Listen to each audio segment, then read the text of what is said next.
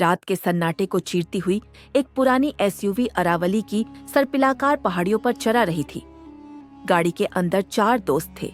आर्यन, जो एक खोजी पत्रकार था, समीर, एक चंचल स्वभाव का लड़का, ईशा, जिसे फोटोग्राफी का शौक था, और रिया, जो स्वभाव से थोड़ी डरपोक थी। उनका लक्ष्य था राजस्थान की सीमा पर स्थित भानगढ़ के पास की एक गुमनाम चोटी, जिसे स्थानीय लोग चुड़ैल का दांत कहते थे। यार आर्यन, क्या हम सच में वहीं जा रहे हैं जहां से कोई वापस नहीं आया? समीर ने खिड़की से बाहर देखते हुए पूछा। बाहर सिर्फ घना अंधेरा था और टॉर्च की रोशनी में चमकते हुए अरावली के टेढ़े मेढ़े पेड़, जो ऐसे लग रहे थे मानो कोई प्यासा हाथ फैलाए खड़ा हो। आर्यन ने मुस्कुराते हुए कहा, डरो मत समीर, ये सब सिर्फ कहानियां हैं। वहां एक पुरानी बावड़ी है जिसके बारे में कहा जाता है कि उसका पानी रात में लाल हो जाता है। मुझे बस उसकी फोटो चाहिए। अचानक गाड़ी ने एक जोरदार झटका खाया और इंजन से धुआं निकलने लगा। गाड़ी रुक गई। चारों बाहर निकले। चारों तरफ सन्नाटा ऐसा था कि उन्हें अपनी खुद की धड़कनें सुनाई दे रही थी। तभी पहाड़ियों के ऊपर से एक अजीब सी आवाज आई, जैसे कोई भारी पत्थर पर पत्थर रगड़ रहा हो। खिस खिस खिस। वे पैदल ही आगे बढ़ने लगे। तभी रास्ते में एक छोटी सी झोपड़ी दिखी। वहां एक बूढ़ा आदमी आग जलाकर बैठा था। उसकी आंखों में पुतलियां नहीं थी, सिर्फ सफेदी थी। आगे मत जाना बेटो। उसकी आवाज किसी पुरानी कब्र की दरार जैसी थी। आज अमावस की वह रात है जब अरावली की कोख से वह बाहर निकलता है, जिसे सूरज ने भी देखना छोड़ दिया था। रिया ने डरते हुए पूछा, कौन बाहर निकलता है बाबा? बूढ़े ने आग में एक लकड़ी फेंकी और बोला, वह जिसका चेहरा नहीं है, जो केवल तुम्हारी गंध से तुम्हें ढूंढता है। अगर हवा में सड़ी हुई चमेली और जलते हुए मांस की गंध आए तो समझ लेना कि तुम्हारी मौत तुम्हारे कंधे पर हाथ रख चुकी है। समीर हंसा और बोला, बाबा, ये सब पुरानी बातें हैं। वे आगे बढ़ गए, लेकिन आर्यन ने गौर किया कि वह बूढ़ा अब वहां नहीं था और वहां लगी आग अचानक नीली हो गई थी। रात के 12 बज रहे थे। वे उस शापित बावड़ी के पास पहुंच चुके थे। ईशा ने अपना कैमरा निकाला और फोटो लेने लगी। अचानक उसने चीख मारी, क्या हुआ ईशा? आर्यन चिल्लाया। ईशा ने 12 बज रहे थे। वे उस शापित बावड़ी के पास पहुंच चुके थे। ईशा ने अपना कैमरा निकाला और फोटो लेने लगी। अचानक उसने चीख मारी, क्या हुआ ईशा? आर्यन चिल्लाया। ईशा ने कांपते हाथों से कैमरे की स्क्रीन दिखाई।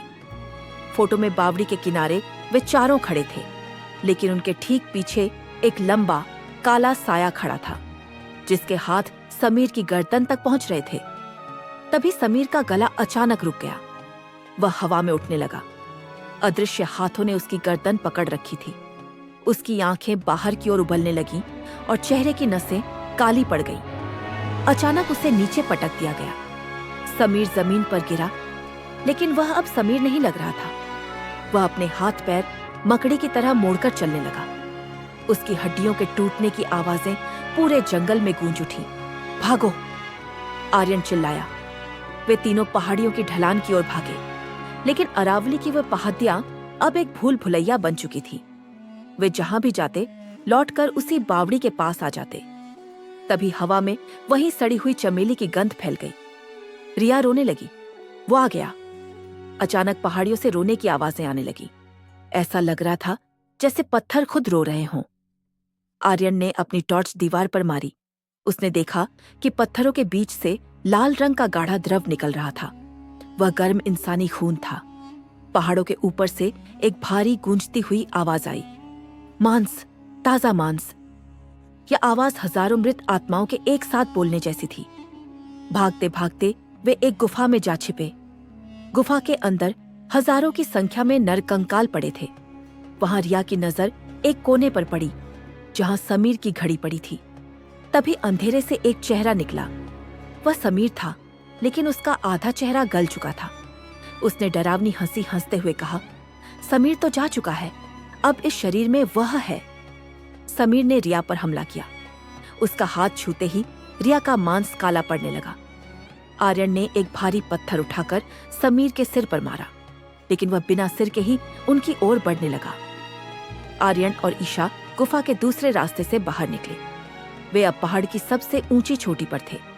नीचे हजारों फीट गहरी खाई थी और सामने वही लंबा काला साया खड़ा था। साये ने ईशा को अपनी ओर खींचना शुरू किया।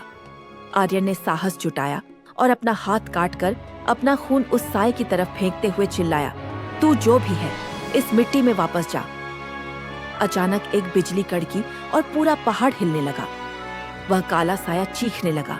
उसकी चीख इतनी भयानक थी कि आर्यन के कान के पर्दों से खून निकलने लगा। जमीन फटने लगी और वह साया, समीर का मृत शरीर और वह शापित गंध सब कुछ उस दरार में समा गए।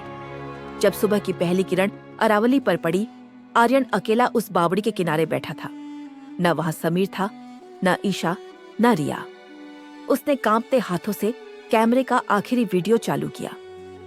वीडियो में वह खुद अकेला ही पहाड़ पर चढ़ा जा रहा था और हवा में बातें कर रहा था। कैमरे में उसके दोस्त कहीं नहीं थे।